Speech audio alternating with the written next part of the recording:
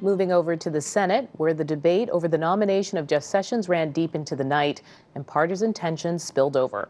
Lisa Desjardins starts us off.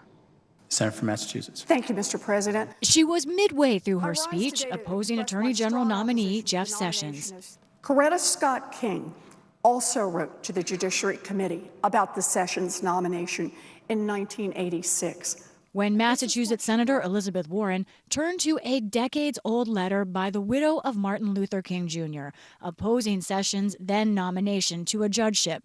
Mrs. King called his record on race at that point reprehensible. Warren read out loud.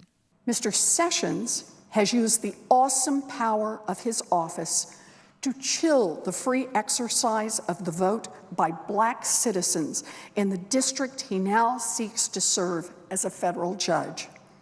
This simply cannot be allowed to happen. Warren was interrupted multiple times. The enforcement of those laws. The senator is reminded that is a violation of Rule 19. Told she'd broken a rule. I ask leave of the Senate to continue my remarks. Is there objection? Object. I appeal the ruling. Objection is heard. The senator will take her seat. The rarely invoked rule bans senators from criticizing one another directly in the chamber. Republican leader Mitch McConnell. The senators impugn the motives and conduct of our colleague from Alabama. Now, this led to an unusual vote over whether to silence Warren. The decision of the chair stands. She lost and now cannot speak again during Sessions' confirmation debate. Senator McConnell later told reporters, quote, she was warned, she was given an explanation. Nevertheless, she persisted. It is a time of rancor. That rare vote to silence a sitting senator came as Democrats have forced 2 overnight debates in a row. It's their protest of Trump nominees, and those overnights may continue into the weekend. President Trump weighed in on it all last night on Twitter.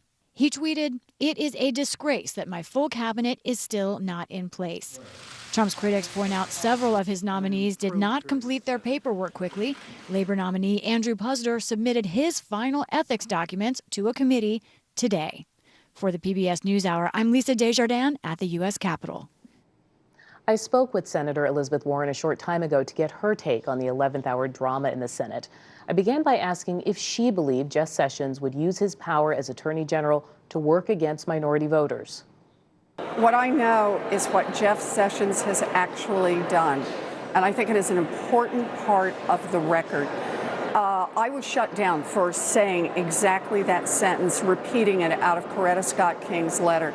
But I urge everybody, read the whole letter, because what it talks about is when Jeff Sessions was U.S. Attorney for Alabama, he prosecuted civil rights workers for doing what?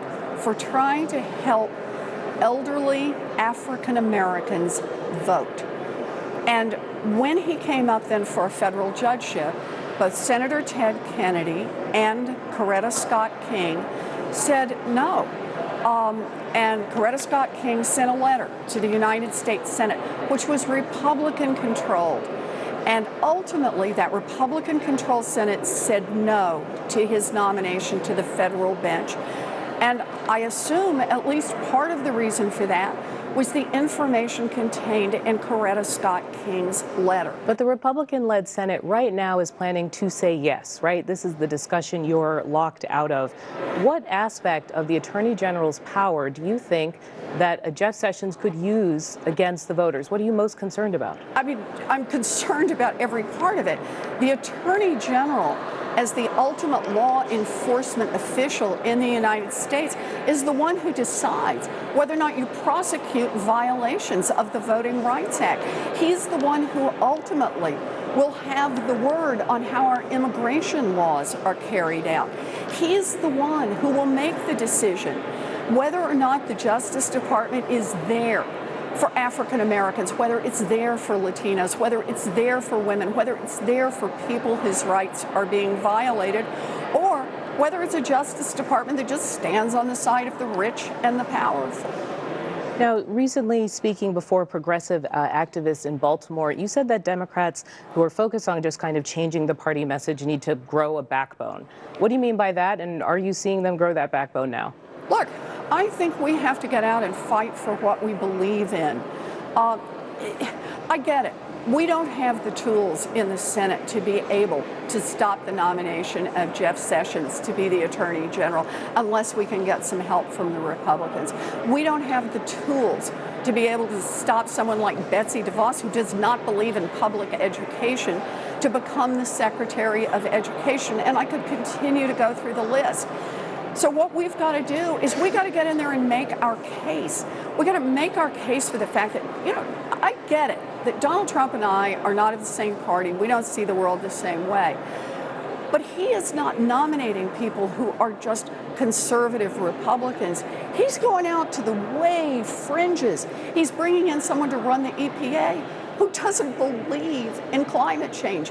Someone to run the Treasury Department who made money by foreclosing against families who'd been cheated on mortgages. We've got to make our case. And ultimately, this one's going to be about democracy, getting enough people around this country to say, I'm watching. I care what happens in Washington, and I'm going to be pushing back on any of my senators, any of my representatives, and on the President of the United States if they do not represent the values of the people of this country. What do you think the next step should be? There are going to be votes on Tom Price to be the Health and Human Services Secretary, Steve Mnuchin, as you mentioned, for Treasury. As you said, if Democrats can't stop these nominees from going forward, what do you have in the power, in the way of oversight to effectively watch over these people that you've really raised the alarm about? Well, look, part of it is why I wanted everyone to read Coretta Scott King's letter. It's a deeply moving letter. It lays out the facts about Jeff Sessions, but it also reminds us of a moment in history when people came together and said, I don't care how many times you knock us down, we're going to get back up and we're going to fight for what is right.